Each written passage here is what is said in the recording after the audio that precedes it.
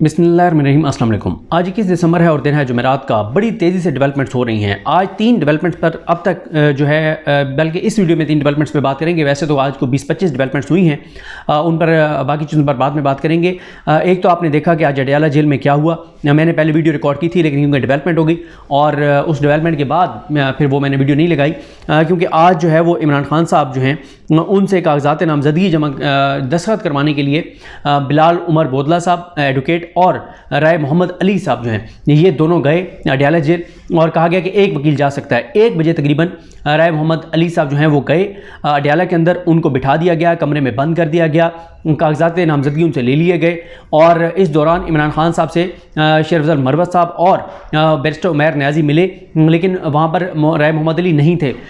उसके बाद फिर ये है कि जो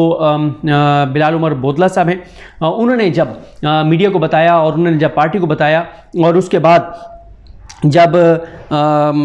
बड़ी एक हलचल हुई, मीडिया पे बात आ गई, सोशल मीडिया पे बात आ गई, तो फिर मोहम्मद अली साहब को जो है वो बाहर, राय मोहम्मद अली साहब को बाहर भेजा गया और कागजात नामजदगी तो उन्होंने दस्तखत करवा ली हैं। 2 जगहों से इमरान खान साहब लड़ रहे हैं, एक मियाँ वाली से और एक लाहौर से, और ये तो हो गया अडयाला जेल की सूरत हाल। इसके अलावा पूरे मुल्क में इस वक्त जो सूरत हाल है वो ये है कि हर जगह से कागजात नामजदगी जमा कराने वालों को जो जा रहे हैं उनको गिरफ़्तार किया जा रहा है, कागजात नामजदगी दिए नहीं जा रहे,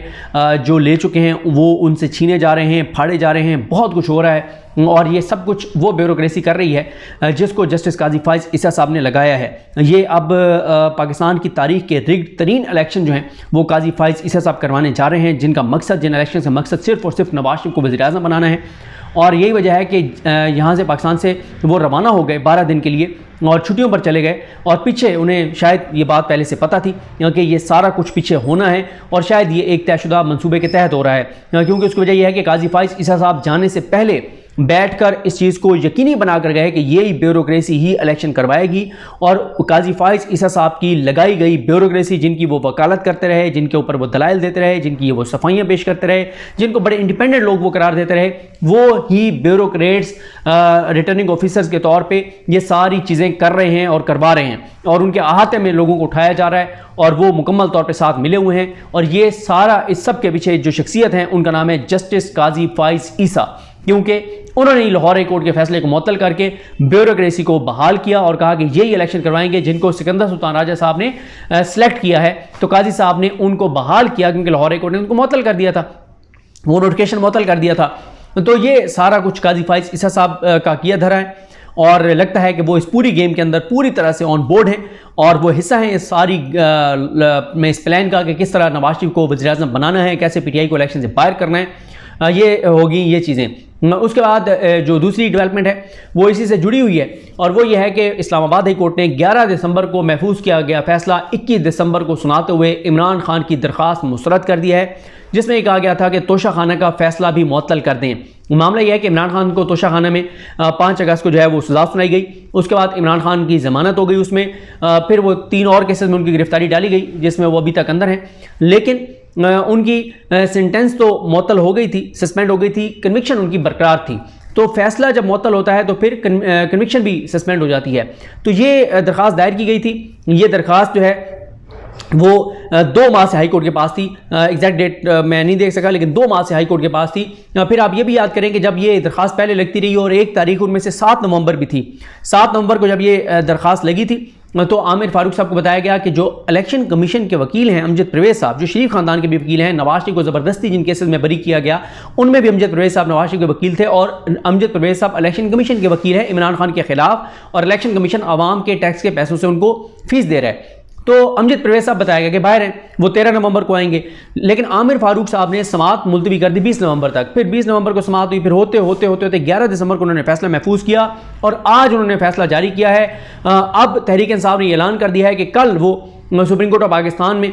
जो है वो इस मामले को लेकर जाएंगे और सुप्रीम कोर्ट में अपील दायर करेंगे आमिर फारूक साहब के इस फैसले के खिलाफ, आमिर फारूक साहब और जस्टिस तारिक महमूद जहांगीर साहब के इस फैसले के खिलाफ। लेकिन सुप्रीम कोर्ट में काजी फाइज ईसा साहब बैठे हैं और सरदार तारिक मसूद साहब इस वक्त कायम मकाम चीफ जस्टिस पाकिस्तान है। तो बहरहाल ये है कि मामला जहाँ तो सुप्रीम कोर्ट रहा है। तो ये हो गया दूसरा मामला। उसकी वजह यह है कि इमरान खान साहब की अगर कन्विक्शन बरकरार रहती है तो फिर उनके लिए इलेक्शन मुश्किल होगा कि वो इलेक्शन लड़ सके, और अगर सुप्रीम कोर्ट से भी रिलीफ नहीं मिलता, और क्योंकि अब ये मामला टेकअप तो होगा, क्योंकि कागजात नामजदगी वो जमा कराएंगे, एतराज़ात लगेंगे, एतराज़ात के बाद फिर ये ऊपर ट्रिब्यूनल में मामला जाएगा, ट्रिब्यूनल के बाद हाई कोर्ट के जजेस का ट्रिब्यूनल होगा, वहाँ से फिर ये मामला सुप्रीम कोर्ट आएगा। और देखना है कि काजी फाइज ईसा साहब जो कि नवाज शरीफ को इलेक्शन में उतारने के लिए 2 जनवरी को समाअत करने जा रहे हैं 7 रुकनी बेंच, पता नहीं उसमें नाम तो नहीं है, लेकिन वो यकीनी तौर पर वो होंगे खुद भी, क्योंकि नून लीग और नून लीग के बयानी से मुतालिक जितने भी केसेस हैं वो काजी फाइज ईसा साहब खुद सुन रहे हैं, और उसमें वो धड़ाधड़ ऐसे रिमार्क्स, रिलीफ, ऐसे अहकामात दे रहे हैं जो नून लीग के बयानी को तकवीत दे रहे हैं। बाकी तो वो 30 40 साल पुराने केसेस जो है वो 40 साल पुराने केसेस टेकअप कर रहे हैं। तो अब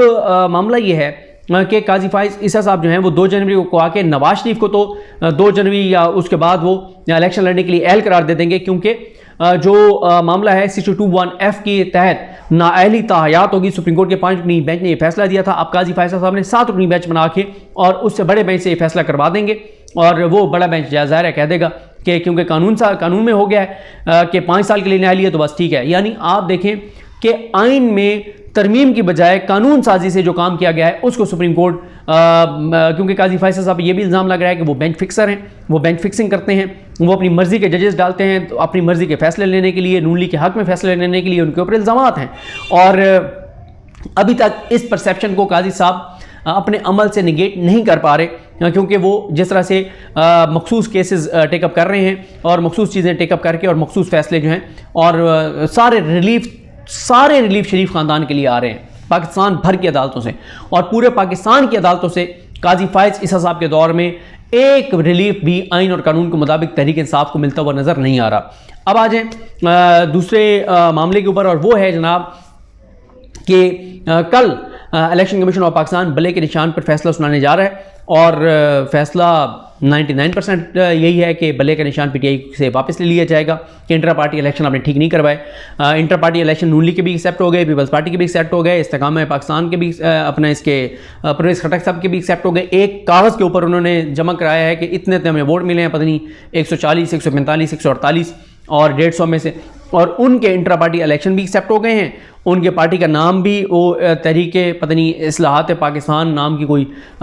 जमात का नाम चेंज करके इनकी पार्टी भी रजिस्टर्ड हो गई, उनको इंतखाबी निशान भी मिल जाएगा, क्योंकि पहले उन्होंने इंतखाबी निशान बल्ला मांगा था। और फ़हीम अख्तर साहब की रिपोर्ट है, उन्होंने खबर दी है कि अब उन्होंने पगड़ी मांग ली है कि पगड़ी जो है वो हमें इंतखाबी निशान पाकिस्तान तहरीक इंसाफ पार्लियामेंटेरियंस परवेज़ खटक साहब की जो जमात है उसको दिया जाए। तो अब कल बल्ले के निशान के ऊपर भी फैसला आ जाएगा, और बल्ले के निशान, क्योंकि देखें मियाँ नवाज शरीफ इस वक्त पूरा निज़ाम मियाँ नवाज शरीफ के आगे लेटा हुआ है। पूरा निज़ाम इस वक्त पूरा सिस्टम हमारा लंदन प्लान के तहत चल रहा है, और लंदन प्लान में यही था कि मियाँ साहब कहते थे कि मैं आऊँगा, बायोमेट्रिक मेरी एयरपोर्ट पर होगी, वहाँ से मुझे जो सरकारी हुकाम है लंदन से रवाना करेंगे, फिर सारी सरकारी मशीनरी सपोर्ट करेगी, पूरे मीडिया पे मेरे हक़ में ख़बरें चलेंगी, पूरे मीडिया पे मेरे ख़िलाफ़ बात नहीं होगी, मेरे पे तनकीद करने वाले एंकर्स फारिग होंगे, सहाफ़ी फारिग होंगे, उन चैनल्स को टाइट किया जाएगा, उन चैनल्स को सीधा किया जाएगा जो मेरे ऊपर तनकीद करते हैं। फिर सरकारी गाड़ियों में टिकट लेने के लिए नून लीग के जो जा रहे हैं टिकट लेने के लिए, वो हसन रज़ा साहब ने दिखाया कि सरकारी गाड़ियों में जा रहे हैं। फिर नवाज शरीफ कहते थे कि मैं आऊँ तो इमरान खान जेल में हो, इमरान खान डिस्क्वालीफाई हो, मेरे केसेस सारे ख़त्म करवाए जाएँ, सुप्रीम कोर्ट से चीज़ें मेरे हक़ में मैनेज की जाएँ। हर चीज़ लंदन प्लान के मुताबिक एग्जीक्यूट हो रही है, और अब तक कोई 14 चीज़ें लंदन प्लान के तहत हो चुकी हैं। अब 2-3 चीज़ें रह गई हैं, उनमें से एक जो है वो बल्ले का निशान है। मियाँ नवाज शरीफ बज़िद हैं कि बल्ले का निशान हर सूरत में जो है वो मुझसे ये पीटीआई से लिया जाए, तब मैं मैदान में उतरूँगा, वरना मैं मैदान में नहीं उतरूँगा। तो बल्ले का निशान 99% ले लिया जाएगा। लेकिन ये भी बात हो रही है कि मियाँ साहब की चीज़ें कुछ ख़राब हुई हैं, तो कहीं मियाँ साहब को टेंशन देने के लिए बल्ले का निशान दे ही ना दिया जाए। लेकिन देखते हैं किस तरह चीज़ें होती हैं, क्योंकि मरीम नवाज़ साहबा एक्टिव हो गई हैं, और मरीम नवाज़ साहबा और शहबाज शरीफ साहब एक्टिव हो गए हैं। ये जो पीपल्स पार्टी को बलूचिस्तान दिया जा रहा है उस पर मरीम नवाज़ साहबा ख़ुद मैदान में आ गई हैं। और मरीम नवाज़ साहबा का आपको याद होगा वो ऑडियो कि अंकल मैंने अंकल इसहाक डार के लिए अंकल्स को राज़ी किया, मैंने अंकल्स को मनाया, और अंकल्स ने माना कि इसहाक डार को वापस आके और पाकिस्तान की मईशत को संभालना चाहिए, वही पाकिस्तान की मईशत को संभाल सकते हैं। तो मरीम नवाज़ साहबा के अंदर ये सलाहियत है कि वो अंकल्स को मना लेती हैं, और वो लॉजिक के साथ, जो भी उनकी लॉजिक होती है, या वो रिक्वेस्ट के साथ, या वो कोई और, वो जिस तरह वो कहते थे मज़ामत होगी तो मफामत होगी, और फिर उन्होंने रियासत पर अटैक किए, रियासती इदारों पर अटैक किया, और उसके बाद फिर उन्होंने अपनी मनपसंद चीज़ें जो हैं वो हासिल की। तो अब मरीम नवाज़ साहब एक्टिव हो गई हैं, तो जरदारी साहब के लिए घबराने का वक्त है, क्योंकि मरीम नवाज़ साहबा के कुछ ट्वीट्स ऐसे आए हैं जिससे लगता यह है कि मरीम नवाज़ साहबा जो है वो बलूचिस्तान भी नून लीग के लिए लेने में कामयाब हो जाएंगी। तो देखते हैं बहरहाल किस तरह चीज़ें आगे बढ़ती हैं, और नेक्स्ट वीडियो में बात करते हैं कि कल का दिन बहुत इंपॉर्टेंट है। मुझे अपने दुआ में याद रखें। लेकिन हम सब काम नासरो, अल्लाह हाफ़िज़।